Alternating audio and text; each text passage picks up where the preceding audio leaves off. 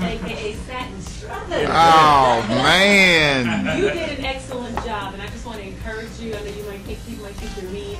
I love the stretch. That's the worst fear, right? No, that's a sign of a great actor when you can go from one dimension to another dimension. So I'm going to commend you on that. Thank you so much. And I pray that you get recognized for your role. Now, did you ever see the original role first? Yes, I did. Okay, now how was this a stretch for you knowing you playing Satin Struthers and for you to bring yourself and the humor to this thing? Well, you know, when I seen the first one, I knew I couldn't play Tony, the guy Tony Curtis, you know. Is that his name, Tony Curtis? I think his name is Tony Curtis. He was really, you know, really like... So when I got the script and they said I was a comedian, I was like, whoa, now this is a roller coaster here. I can go from point A to point B, you know. So I felt like the comedy part of it was really like a cushion for me, for being as mean as he read, as, you know. And I knew that I had to be a little vulnerable and insecure and be weak in order to come off mean, you know. I had to go from here to there with it. You know, but if they would have told me to be mean first and then start being funny, I would have had a problem. Good point. So I had to really like massage them into it and be vulnerable before I was able to be mean. Yes. How did you get into that character?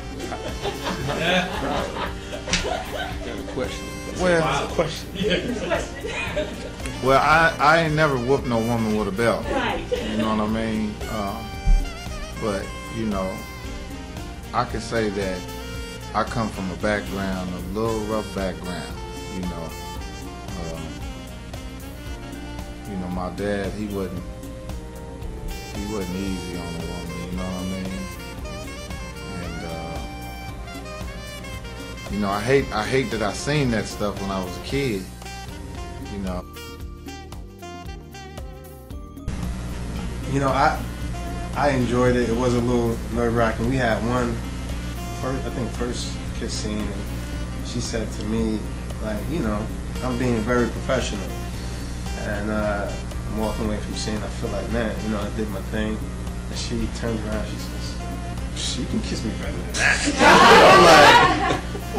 I'm like, yo, what you do on the side, you know? And it was good. She's a beautiful foreign woman. That's right. And I you know, I enjoyed being on camera. That's it. That's it.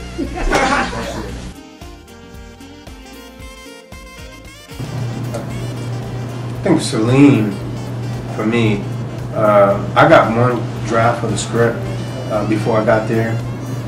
When I got to Detroit, we did the read-through. It was another draft, and it was my first time seeing it. Mm-hmm. And I right after the read-through, I tried to get with Celine, and he said he was going to have a rehearsal, which we ended up not having because it was a different sticks than when they first sent it. He was much more, I felt like, wordy. He was much more a business guy, and I didn't see the same maybe softer gentleness from the first movie.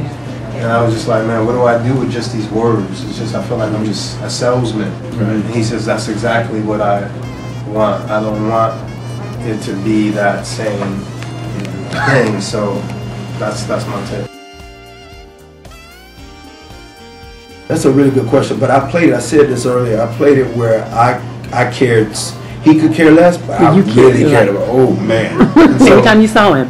Yeah, and so, you know, you got the script is, you know, however an actor reads the script, they read it, all of us read scripts different, but, you know, I'm a poet. And so as a poet, I read the script like, well, what's it really saying? What is Mara really trying to convey here?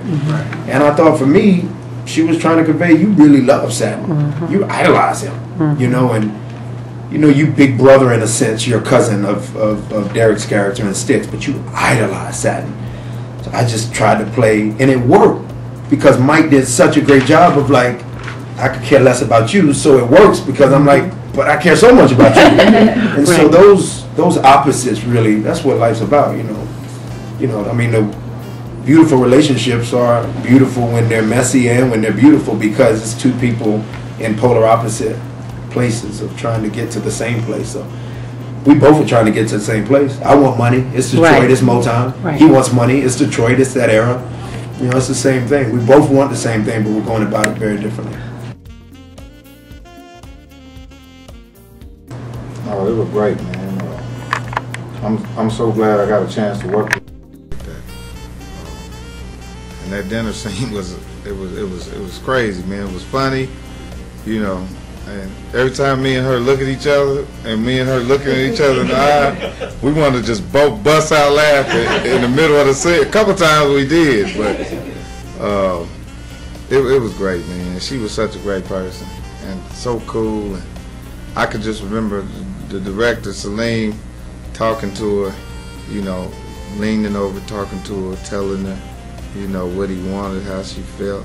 And every time he whispered in her ear, she came back different. That's how I knew she was just as great as an actress as she was as a singer.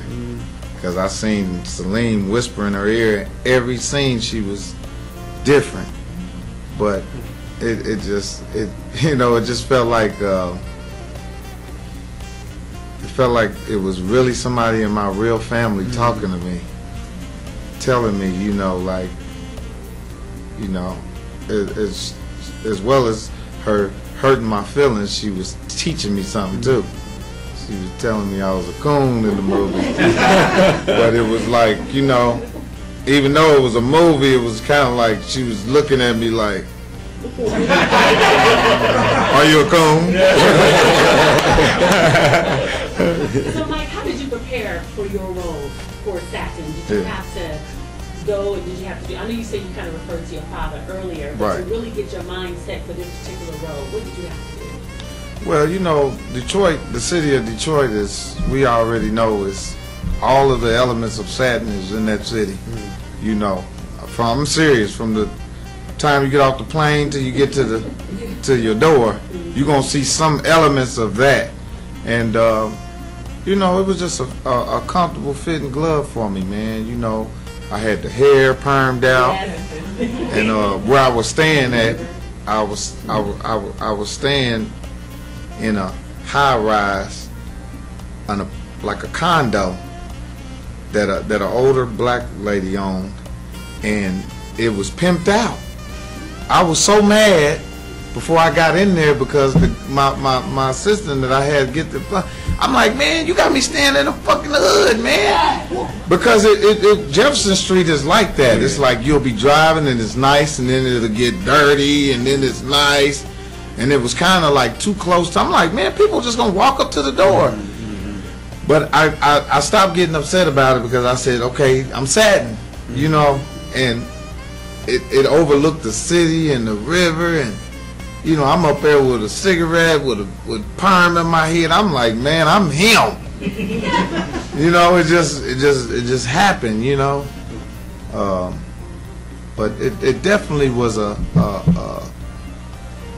challenge for myself of playing that role and accepting this is who you are, Mike, playing this role, you know, because I do play roles where I make people laugh, I make people happy, you know, and it was always that voice like in there like, man, yeah, I was cool with wearing it. I was cool with wearing it. It would just be on them days where I couldn't get it done. Yeah, it was rushing us. Yeah, and I was walking around in the airport with my shit fried. Yeah, people be like, man, what the hell wrong with your head, Mike? You know, then people taking pictures and Instagram and shit. I'm like, oh man. Somebody said I look like a newborn chicken one night. I said, oh man. I think Mike had a bravery with this, you know, that comedians don't get to. It's hard for me to call it. You know, I actually. No, that's real, man. Yeah. You know. People that do comedic work, I don't like to label a comedian, but you know, I've seen Derek in character. I saw Derek doing the incredible piece "Catch a Fire" that he did, where he played that, and you know, and Derek has seen, you know, and I've had to play gay and for color girls, and I'm not gay, and I don't have any problem with gays, but I'm not gay, so it's hard to, as actors, we go to a place, it's brave for a comedic actor to go to where we naturally go. It's natural for us to go there, but for a comedic actor to go there, that shit is different for them. And Yeah, I think it is. I think it takes a you know, I really like Jim Carrey and Eternal Sunshine of the Spotless Mind because of where it went. Yeah. I love Robin Williams and everything he does. You know, so for me, I forget sometimes that Mike and Derek are buddies. One time I hit Derek and I said, D, I'm up in the movie room watching you and Antoine Fisher, but I'm watching it 10 years after he did it. And now we're buddies. When I first saw it, I probably wanted the role. So, and then I said, Derek, this is just, it's amazing. This is your first movie, incredible. You know, Derek's like, praise God, thank you, brother. Because we're friends now, so it's funny to go back and watch each other's work. Yeah, so I watched all, I feel the same way. So like, to see Mike do this, for me, sometimes I'm forgetting that we were colleagues in Detroit 7 months ago. I'm like, yo. I'm doing I think I'm going to be on the Love and Hip Hop. What? What's wrong? Me and Stevie J. Yeah, me and Stevie J and Scrappy. I'll be breaking their fight up here. Put some poems on them. Yeah. No, I'll be doing The Hangover 3. Yeah, I'm in The Hangover 3 and this movie called Vipaka with Forrest Whitaker. Directed it with Anthony Mackie and Sanaa Lathan.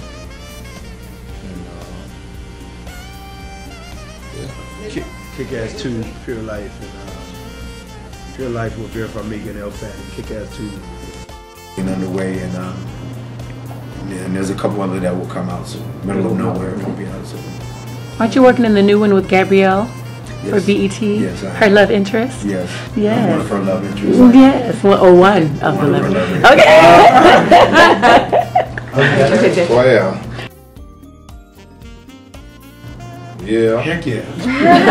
He is the nice. I don't even want him around my woman. He's gonna make me look like shit. He is too kind to his women. His woman. I didn't feel like that. I'll get you in trouble.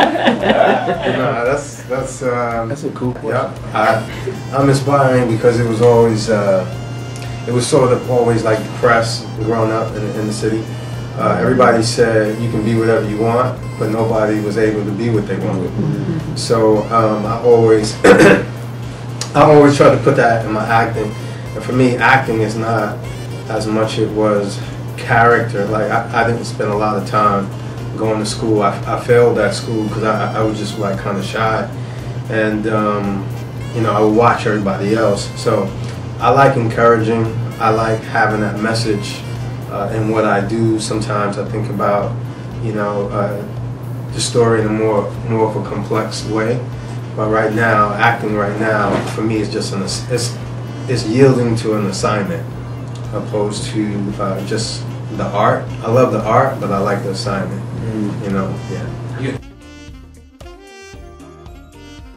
It was really, it was great. It was, I told somebody the other day, I said, it'll take me years to be able to realize that it actually happened. Wow. You know, for me, I grew up listening to Janet, and I was able to work with Janet, and then Whitney was the best. And, you know, when you work with them as a professional, you just remember that you're a professional, you gotta show up. I remember working with Junior Seau on the football field, and I just had to show up. And then later in life, I think, to answer your question, I'll probably really remember 20 years from now that I actually really worked with her. You know, but it was that powerful for me. Lady Charmaine live on